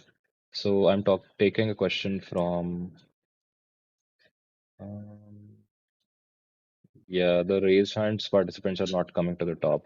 I just see that there are participants. Okay, no worries. Yeah. I will take the question from Tejas now. Can we use platforms API to distribute credits over our website users and submit jobs with requests. Okay. Yes, definitely you can use our platform to distribute credits over users. So I did not show that particular feature, but it is present in organizations. So for example, if you have this particular organization, right? So what you could do is that you could ask us to create an organization for you, onboard your users to this organization, and then distribute credits to those users. So for example, this, right? I could choose to distribute credits to different users, which I select. So yeah, something like this, transfer credits. So whenever you have a user, you can choose to transfer credits depending on how many credits are present in your organization. And you could also choose to either deduct or add credits. Okay, so I hope that answers the question, Tejas. Then we have a question from uh, Thanekula Institute of Engineering. If you are aware of how many shots and tasks we have for our projects, are we going to have that much credit? Again, Dhanekula, I don't think we're going to be giving out, more than 1,500 credits initially because of the usage limits. So first, we will give out 1,500 to get you all started, and if and when you require more, we will give that out to selective teams who are first showing that their solutions are actually working correctly with the simulators and a small problem size. Once that is done, then we will provide more credit. So the answer would be not initially, but definitely if you show promise. Okay, we have a question from Harsha. Is the platform for coding on quantum computing? Yes, definitely. There's a platform to code any quantum software which you like. All right. Then we have Temporal Quantum Composer. Oh, Quantum Composer. Okay. Yeah, so this is basically, yeah, this is kind of like an old feature that we have, and it is not used a lot right now. But how you could do that is basically, take a circuit and then construct gates and then see the results directly in the cloud itself. So, for example, you have this, remove it or potentially create any measurements or some kind of a, T gates or probe the measurements and so on and so forth. So this is a very, I think, good to play around, but not a very, I would say, useful tool for scaling up your system, something like that. Okay. Then we have a question from Sahitya. So they ask what is meant by run shots, and that's a very good question, Sahitya. The so any quantum program that you execute, right? How you could get useful results out of that program is by measuring the qubit state. Okay, that is the first thing. Now, since any quantum program or a quantum circuit is probabilistic, every single measurement will result in a particular outcome with some probability. Okay. So this is the context behind that shorts concept, right? Now, if you want to see where a particular quantum program is tending towards or which particular probability your system is going towards, you need a lot of experiments to get that probability. Okay.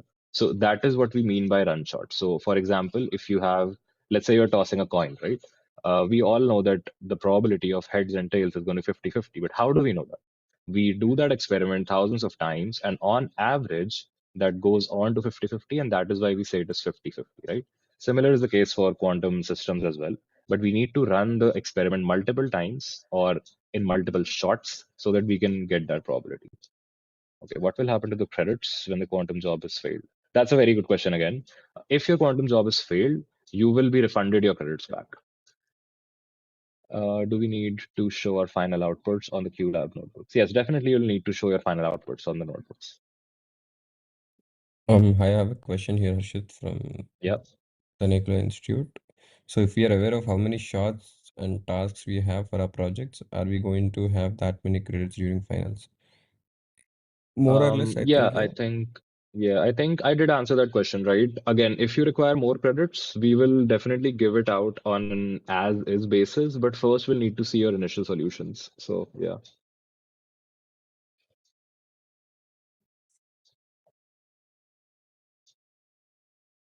Okay, let me answer some more questions. So we have a question from Reddy Uday.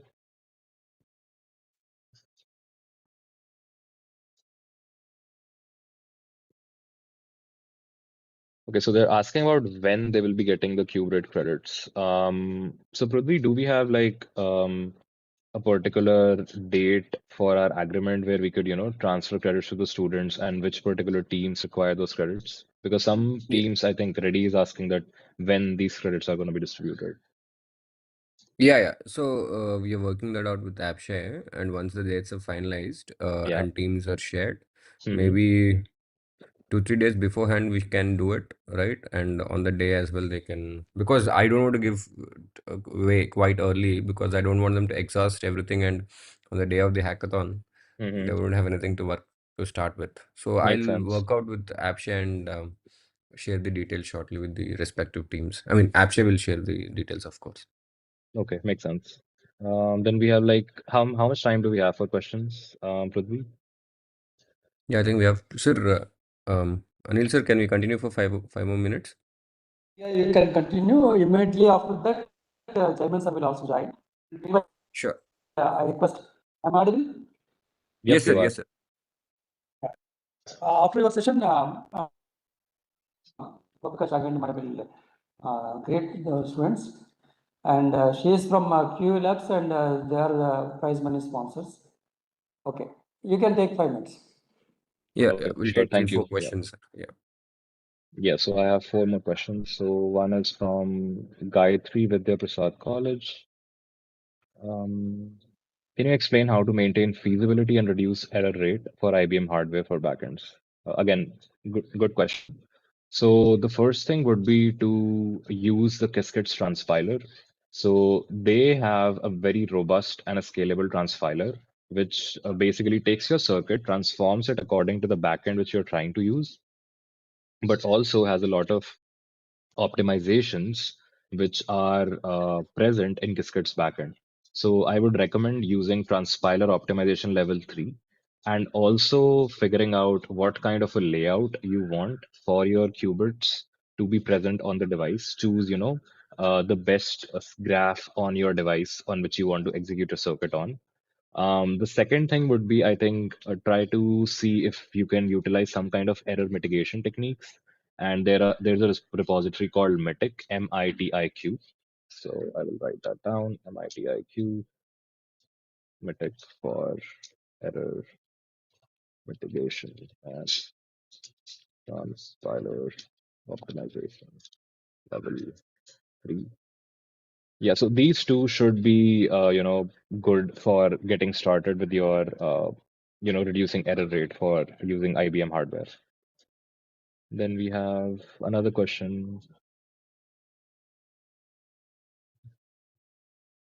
Yes. So one person is asking, do we have to choose the hardware based on which type of gate, which type of modality we are using, gate-based or analog? Yes, you have to use that. And for now, we only have one particular hardware available for AHS, that is analog Hamiltonian simulation, which is the QRS device, the neutral atom device.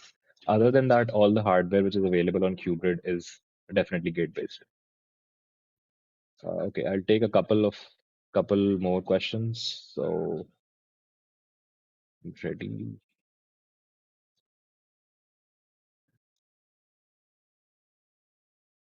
This would require the Cubid platform. So we will share that list as well. For example, I think the job detection or from the job queuing system, probably that wouldn't require a quantum platform or a quantum credits to run it. So based on the requirement, Anil sir will share the details with you. Thank you. Okay. Lokesh. Lokesh is asking, is it Or okay? is I'll it just take over? one last question. Yeah, I think I'll take just one last question and then we should be okay. Uh,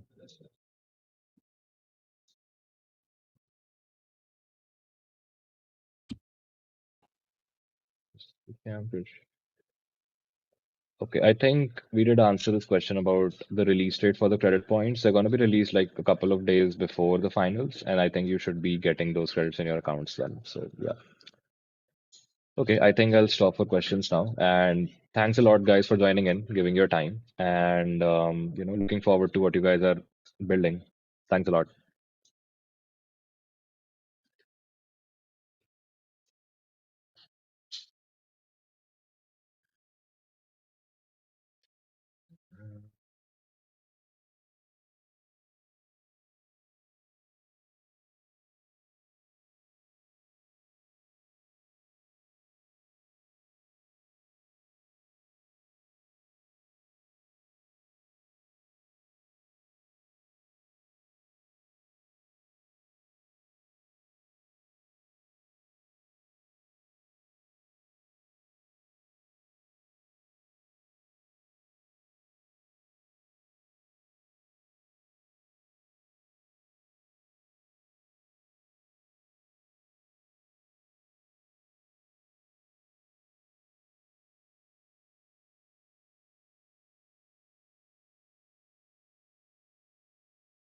Prithvi, I think we have. Do we have like the next presenter online right now? Okay. I think Yes, he- do I get started now or hello? Dr. Anil, am I audible? you're audible. Sir, I think you're on mute. Oh, okay, okay. So, Prithvi, your presentation is done, right? Yeah, we're done. Thank you. Thank you.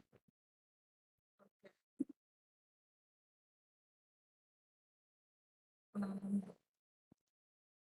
Hi, good morning, very good morning. It's still 12:30.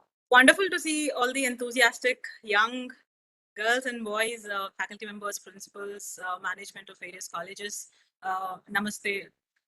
Thank you so much, Apshi, for giving QLabs this opportunity. So I also want to greet our contemporaries from QQureshi, Cubid Tech, Visor, Qbraid. So dear students, today we are all gathered here to support each other, right? To support each other, to support state, to support the country, and thereby support the technology evolution generally. This opportunity which you have to be part of quantum revolution is wonderful because you are the pioneers in building this technology from scratch. So whatever application today you choose for this technology to work on will work tomorrow, right? Will be used by a lot of people across the globe. And that is why I would like to appreciate each of you and the government also for taking this initiative and not to wait for the quantum technology to be ready, right? So India usually, I understand when I talk about quantum technology across, they say it's not ready. Why India should care about quantum? Let's talk about AI. No, see, 10 years ago, we kind of missed the bus, right, in AI revolution to be part of it, to build everything from scratch, from hardware to software. Today, we are catching up. So today, if we talk about quantum technology and if we have that very neutral tone, like let us wait to see where the technology goes. Technology is not waiting for anybody. And that is why these initiatives are very important. And that is why to involve each of you is also equally important. Academia, industry, government, all of us coming together is wonderful opportunity for all of us in it. So a little bit about what QLabs is doing. QLabs since 6 years, Quantum Labs and Quantum AI Global, the parent company. So working on quantum hardware and software. Today, I see a lot of you talking about quantum computing, and I've also been the judge. I've got an opportunity to judge few of your problem statements when you're presenting. Most of us are talking about quantum computing, but as you know, there are other verticals of it, which is quantum communication, quantum sensing, materials and devices. So there is a level of complexity in each of those verticals. So as students, when they approach us, industries or startups for internships or for project opportunities or for jobs, the focus is mainly about computing and also only the application layer, software part of it, which is very good. But I would also like to involve the other students coming from other backgrounds, right? The mechanical, the electrical, other backgrounds where who make the fundamentals, who build the blocks about any technology coming from hardware. So we are part of communication, quantum communication. We are India's first room temperature quantum memory builders. So IIT Madras currently is using our quantum memory box. So what is so special about anybody working on quantum hardware, right? So it is not easy. As you see, even building a software is not easy today, which is being used by a quantum computer. So what we do is we do research, we do productization, we do commercialization.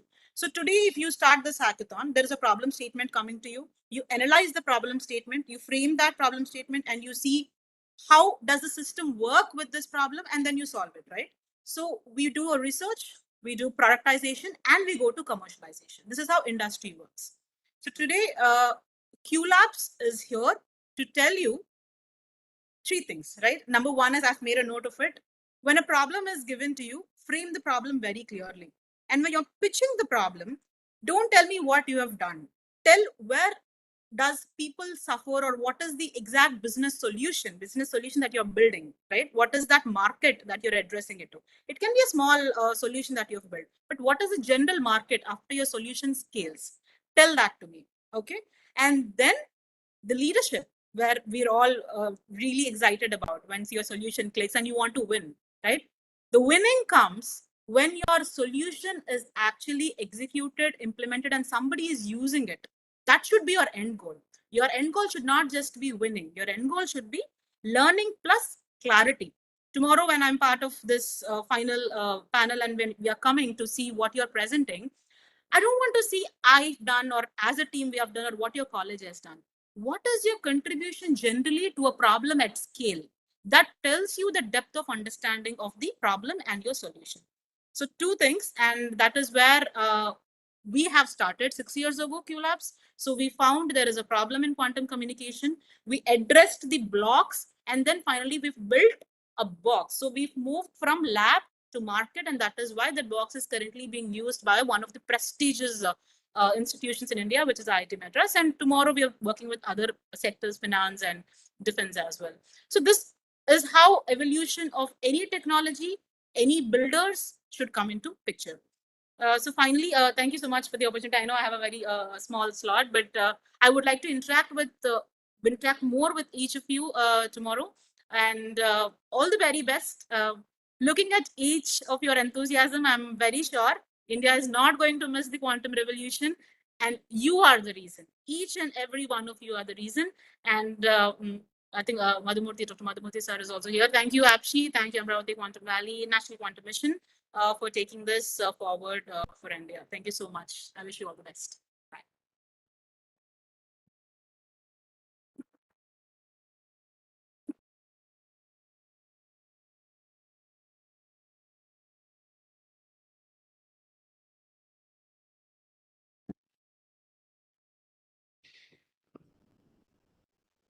All the colleagues, please unmute your videos, please. You can mute your mic, whereas you can unmute your video. Now I request Dr. C.V. Sridhar Garu, please extend your greeting, sir. Welcome, sir. Good morning, Sridhar Garu. Good morning, everybody. We are glad. Unmute yourself, Sridhar Garu. Unmute him.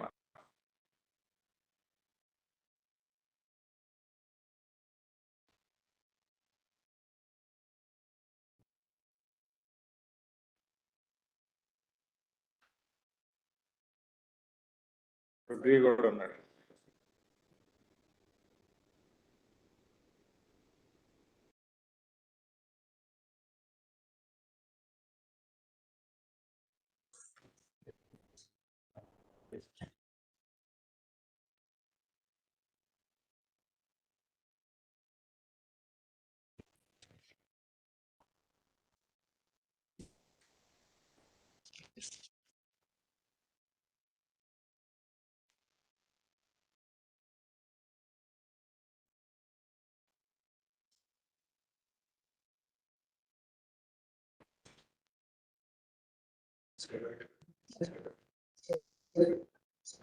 I was sleeping.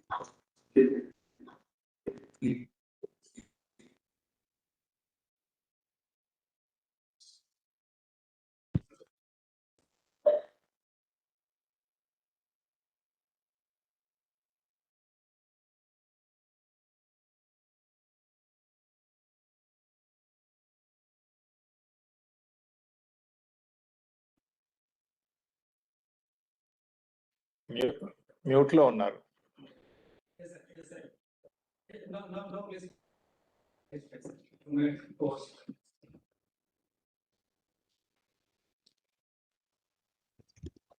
Oh, now it's allowed, sir. Yeah. Okay. Good morning. Good afternoon, sir. Just a second. I lost my window here. I try to get back. Okay, sir. Am I audible, sir? Yeah. Am I audible, sir? Yeah, very much. Okay. Yeah. Good afternoon, sir. Madhumurthy, sir. Good afternoon. And Anil Garu. Good afternoon, everybody. And all the leaders of Quantum, faculty members and students. Thank you. And it's great to gather on this occasion of the boot camp, continuing the education of the learning for quantum technologies. Happy to be part of this session again. It was nice hearing Gopika Garu talking about the initiatives that are going on. And I'm glad that all the students again came forward together and start working on the quantum technology hackathon related initiatives. So it's great learning so far. We are also supported by some of the leaders like Cubid, Prithvi and team, who are the driving force behind sharing the problem statements and also helping people to solve these challenge statements. So I hope you had good time so far with this hackathon, and going forward, we will also have many more problem statements that are coming. An example of that could be a recent hackathon that was also launched by ISRO, so which has got many more quantum problems. These are statements that have come from ISRO with a lot of quantum challenges. So it is great to see. First, we had a lot of curiosity about what this quantum technology is, and then now we started moving towards the awareness phase. So where we understood all the things, what goes behind these quantum technologies and what are the types of technologies that are available to us and how we can do things here. And then now we got into the learning phase. So the learning can happen through multiple models, and thanks to APSHI, Chairman Madhumurthy Garu and team, they have done wonderful.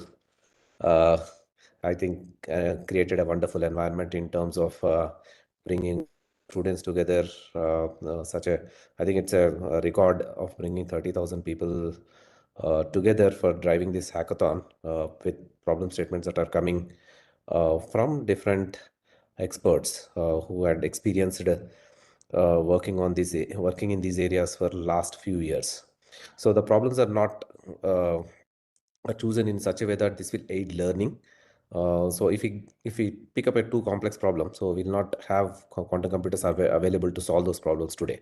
So even in industry, at TCS, my team always picks up a problem, scale down the problem to such a smaller version or a toy size problem, and then you run these on a simulator and then see if you can execute it on a real world quantum computer. But the numbers are a little scary. So when you try to see if you can run this on a large scale quantum computer, the costs run into millions. So we really need to have extreme proof points that our algorithm is great even if you go and run it on a real world quantum computer. So that is what we aim for. So I'm glad you have such situation, and you had opportunities to work on such kind of problem statements in small scale, and these are the problems that will scale big, and there are algorithms that are evolving. um, some of you must have experienced algorithms like VQE, QAOA, etc. So and a lot of new things are also coming. And one point I also want to highlight is, as we get bigger and bigger quantum computers, so there will be more noise around these systems, which means you will also have to learn advanced concepts like error correction, error mitigation, etc., so that you can effectively use the quantum resources that are available. So this hackathon would have given you all the flavor to attempt these problem statements in a smaller way. And now you're learning that awareness to learning phase is a lot better. And now you must have got the background about how these quantum algorithms can be executed on quantum machines. Some of you have also picked up problem statements in security, etc. so which are also another important areas. So we are seeing a lot of business opportunities that are evolving in quantum security throughout the world.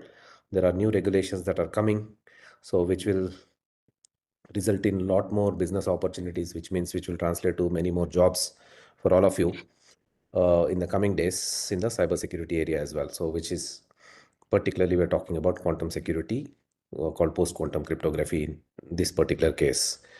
So so now we've come up to the learning phase, but this learning phase is not enough. So we have to move forward, and then we have to start utilizing these quantum computers that are coming into Amravati Quantum Valley. So you have all the foundational skills now, and then so once you start utilizing, you will get much more newer ideas, so which will help you to create new innovations. So that's the path going forward. I wish you all a successful way forward with this hackathon and also the future learning. You will also have access to quantum machines, quantum simulators, etc., so on which you can try out new things and create new algorithms. So be ready for more such challenges. So quantum can create a great economy here.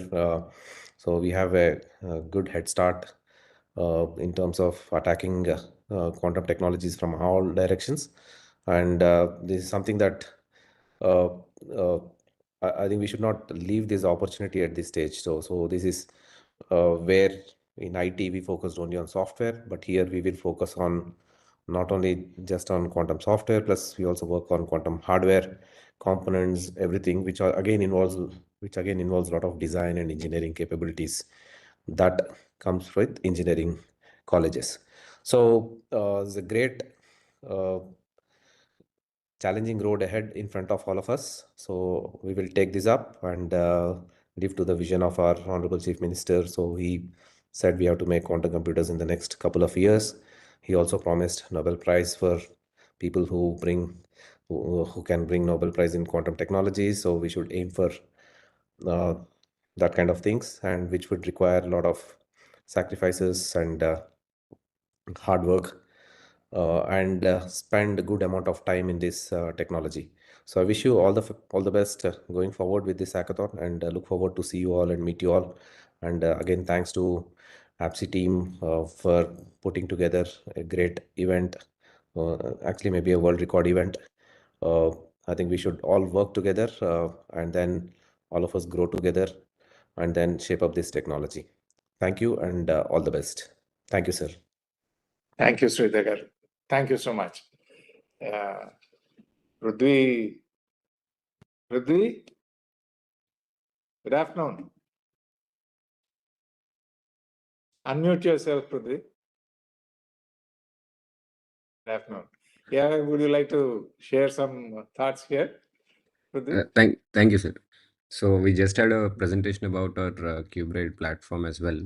So Okay. I'm very honored and happy to be invited here, especially to interact with all of you. I didn't expect so many students to log in as well. Okay. Sorry. Yeah. So, sir, in the final hackathon, we want students to actually have a full-blown exposure to actual quantum simulators and quantum computers. So they can actually run the program in a real quantum computer, because till now we haven't, I think the students also did not have a chance because of the obvious hardware constraints and cost limitations that we have. But in this, with the support of Anil sir and Madhu sir, we are going to ensure that, all the required teams are going to get the access at least 1 or 2 days prior to the commencement of the hackathon, and so that they also get acquainted with the platform, and on the final hackathon they purely focus on building their solution. So I wish all the Wonderful. students all the best, and thank you, Madhu sir and Sridhar sir, for your valuable thoughts. Thank you so much, Prithvi. Thank you, Prithvi. Thank you, Good sir. afternoon to you all. It's been some time since we started off with the Amravati Quantum Valley Hackathon. And I know that we are all eagerly waiting for the grand final. And you had your academic commitments and probably would have completed all your examinations for the semester by this time. And we thought to again build up that sort of a momentum and energize you all to go ahead with the bootcamp 3. And some of you who have not had the opportunity to participate in the earlier boot camps, we try to include more and more so that you youngsters, we have a lot of talent in the country, particularly some of you who had been shying away from such sort of challenges. It is only estimation of our own self and the perception that we have that keeps us down. So to give you that sort of a courage, confidence, and information that there's nothing so great about all these technologies that we are talking about. Even if they are great, let us try it out. Give an attempt is what we want you to do. And in order to do so, we want to create an experiential environment where you are free to ask questions, how crazy it could be, how silly it might look, which we normally probably would hesitate to ask in a routine class, right? So this is where we come up with such sort of questions. I remember one of my classmates was thinking of a situation when we were studying, whether we could transmit electricity in wireless mode. That was a crazy idea that day. That was, I'm talking about 30, 40 years back, right? And today we realize that we are able to charge our mobiles wireless, right? It has become a possibility today. So what was crazy at some point of time could also become a possibility at a future date because of the ideas, the technologies, and also the concepts that get generated. So youngsters who have got that courage, enthusiasm, and drive to do something unique, something great. This is the time for you all to prove yourself, come up questioning yourself whether something is possible or not. So these are some of the possible environments in which we challenge ourselves and come up with experiential learning. This is where we learn. Textbooks are there. I'm not belittling any of the academic part of it, but trying to make use of all the avenues and alternatives, making good use of the facilities that are around us when help is also around. We are fortunate to have Q Labs, who got so enthusiastic when we started off with the Amravati Quantum Valley Hackathon. They immediately, on their own volunteered to participate in sponsoring some prizes for the winners of this. Gopika Chaganti he is here, and the CEO Sanjay was one who took the first opportunity to say, look, we are with you, right? And similarly, Q Krishi, Rishi Ubali, and of course, Prudvi from Cubid and Harshit in the morning, they all gave you, an idea of what we are going to talk about. Quantum looks great, but now many of us got acquainted with what quantum is and what we need to know about this. I think nothing is impossible. And with you youngsters and with the support given by all these startups and new organizations coming up, exploring avenues of such potential and capabilities, I think everything is possible. So keep trying, keep exploring, and that's what we have. And in this particular context, we encourage you all. This is not the end of it. There are several hackathons coming in. We are trying to come up with such sort of experiential learning processes. And for example, we plan to have another hackathon soon after we complete with this hackathon on quantum, on AI. And that would be lined up with another on semiconductors. Okay. So we are trying to line up things, be ready, be focused, and there are challenges ahead, and let us try to come up with our own solutions. There's nothing like 2 times 2 is only 4 here. There are several possible answers coming up, alternatives that we could suggest. Let's think over it. Yes, I wish you all great time, great challenges ahead, and keep waiting for this grand finale. It is likely to be after 20th of Jan, very soon after the Sankranti festival time, right? We have students from Maharashtra, Rajasthan, Tamil Nadu, Telangana, Karnataka also participating here who had taken their role in the hackathon earlier. And thank you for joining us. Together, we should make things easier, simple, enjoyable, and adaptable, right? We'll make things more productive as well. Thank you so much. Thank you.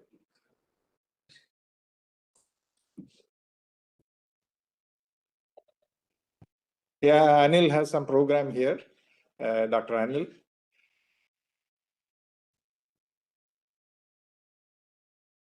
Good afternoon, all.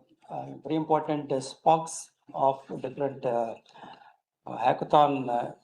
You are here in this journey from starting from the boot camp during the internal hackathon, during the semi-finals, and now you are handholding all the students for the final hackathon, which is going to be held during the maybe third or last week of January. Yesterday, Honorable Minister for HRD and as well as Honorable CM also promised our chairman sir to be present there, because we are postponing this because of these two ambassadors of Quantum Valley. Here, a team of Apex body members are there. I would like to introduce, as you all know, for the Honorable Chairman, Professor K. Madhumurthy Garu, Chairman of APSHE, Apex body, and Professor S. Vijay Bhaskar Garu, he is the Vice Chairman of AP State Council of Higher Education. And Madam Ratnashila Mani, Professor Ratnashila Mani, Madam is the Vice Chairperson of AP State Council of Higher Education. And Professor B. Tirupati Garu, Secretary of AP State Council of Higher Education. And also, you all know, because sir is in this journey of bootcamp 3 series, he don't have any introduction. We all together planning this grand event very shortly. And we have prepared with the support of so many sponsors, right from few labs, two banks, Union Bank and AP Grameen Bank. Apart from this, Q Krishi as well as Qbride, Cubitech, they are sponsoring some prize money and also some software issues. Not only that, there are so many incentives. Our chairmen are planning to arrange a tour to the incubation centers across India, particularly IIC Bangalore, CDAC Bangalore, IIT Madras, IIT Delhi, where actually the different sensing communication facilities are there. So the winners will be permitted to tour all the different areas of quantum research and quantum innovation. And thereby, we already circulated the quantum innovation to establish quantum innovation centers across the state. So many colleges, so many universities already have established the quantum innovation centers. If anybody doesn't establish this, please kindly establish, because we have a greater plan. With the support of MQM and TCS, we are also going to have a network with the European Union also, where the quantum research is going on, apart from IITs in India. These are some of the interesting aspects that are providing by APSHE in collaboration with NQM, TCS, IBM, etc., and other startup companies. Not only that, chairmen are also planning for beautiful internships. Once you complete the Visor, and NPTEL is also going to start from 19th of January. So please ensure that every student has to be enrolled in this NPTEL. After that, we are actually we are also going to provide the internships, and where the credit transfer is also going on. So these are some of the incentives APSHE is planning to provide for the students. There is really great amount of experience. With these few words, I once again thank all the smokes who are mentoring all the students. And definitely during this quantum hackathon, we will also recognize you with the appreciation certificate from APSHE. Now I request our Honorable Chairman to release the certificate of participation of the students. Thank you, sir.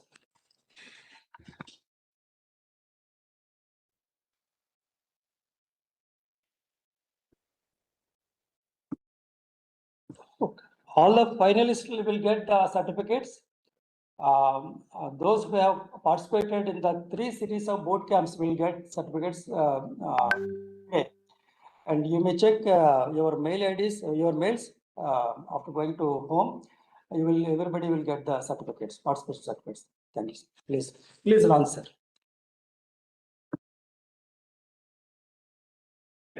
Voice command. Launch, please.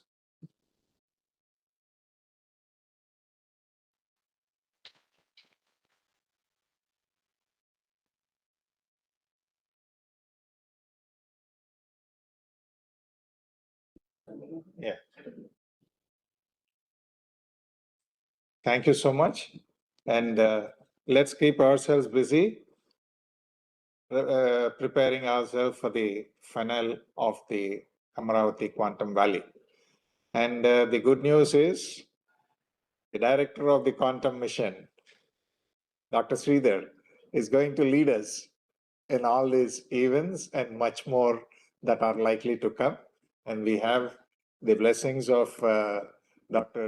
J.B. Reddy Garu and also Venkat Subramanian, who are leading this mission of National Quantum Mission that India has taken up. I hope, we all hope, that India would be the leading and would be the hub of quantum activities, leading the globe, right? So it is turning out to be the global hub for quantum activities. Prudvi has taken a lead with the WISA program being conducted with more than 50,000 people registering for the course. Wonderful activity happening all around. There's a lot of enthusiasm. And yeah, we are happy that we are all part of it. Keep up your momentum and your energies. Thank you. Thank you all. Thank you, Sridhar Garu. Thank you, Thank you, sir. Prudvi. Thank you for your leadership. Yeah, thank you.